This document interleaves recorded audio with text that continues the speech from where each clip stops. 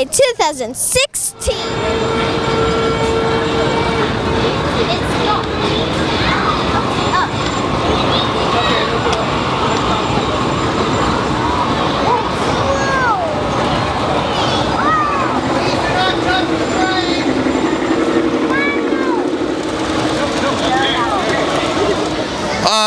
The first time I was here at Fullerton was probably back in 2003. Took a hiatus for a while, got into some other clubs, doing some other things, and then we came back. The group here at Fullerton asked us to come back last year to fill in a spot. We grew the layout to the size you see this year, so we got a few more folks in our club helping us out get it to the size that it is. So what portion of this is your personal collection? Well, personally, I own the train, about 2/3 of the train track, majority of the roads on the sides, and this train yard. What we tried to do is give the club members an opportunity to bring buildings, cars, other things that they have, such as the people, that really make the town come alive. Now, are you purchasing this, or is it donations from Lego as well? Because I noticed a lot of Lego is involved. Yeah, I'm sure people are going, there's got to be someone else besides all these adults with these huge collections of Lego.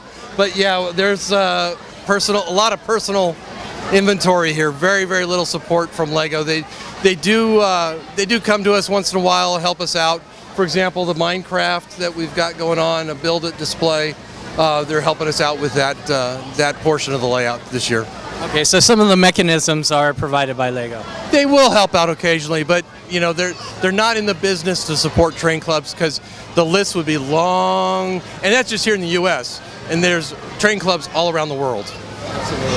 Yeah, what's the best thing about the whole Railroad Days experience for you? Oh, you just missed it. First time I ever had a little kid, let's say 7, 8 years old, maybe a little older, come up to me with a train, and his mom and dad asked if he could run it on the layout. We did 3 laps for him, and that was a lot of fun. That's awesome.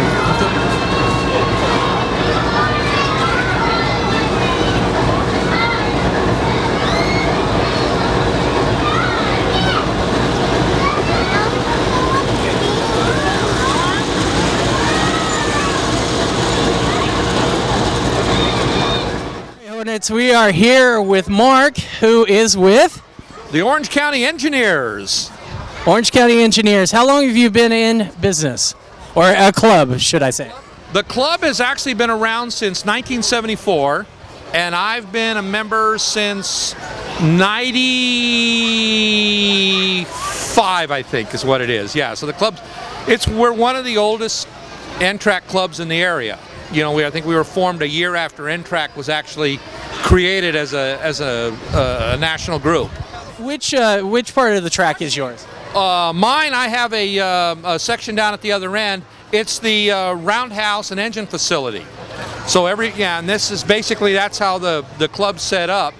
All the different members build their own sections, and they're built to a single standard, the N-track standard. So we can hook up with other clubs, we can move around in other parts of the country, so it really does make for a safe investment because you put a lot of time and effort into this, but you're not stuck with, okay, great, I can't stand these guys anymore.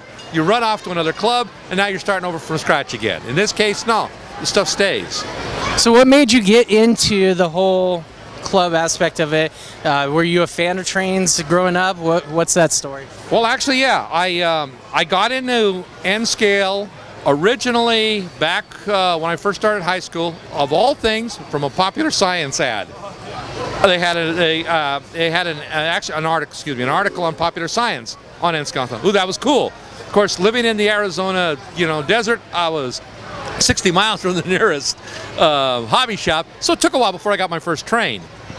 Ironically, I lived right next to we were next to a copper mine, and it was not a pit, it was an open, and we had this huge wooden trestle outside of town. So I actually grew up next to trains, a big old-fashioned wood trestle. In fact, until I moved out of the area, I had no idea that wooden trestles were unique. They even had a film company at one point come there and film a movie. But so it was always one of those little hobby things I was interested in. And So once we moved out to California, I got a chance to get a model train set for Christmas. Started playing with it, loved it. Started, trying to fiddle with little layouts and stuff. Had limited space. And then later, so things kind of sat aside for a while. Then I went to one of the large train shows, and they had this group that had this enormous layout set up. Just huge. And I'm talking to guys, and it's all these different clubs are set up because it's a national meet, and they all have their little section. I'm going, well, that's cool, because I didn't have a place to build a layout, but I did have room to build a 4x4 module. So I kind of kept in touch with them, joined up, same thing. Built myself a couple of modules, showed up at a show, and just, it goes downhill from there. Just one module after another.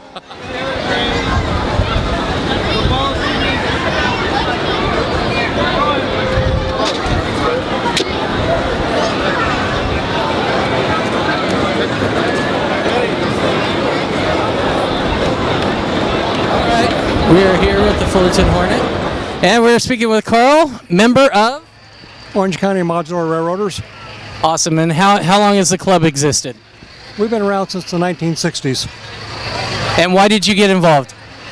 I love model trains, and I didn't have space for a layout in my house, and Modular Railroad was the way to go.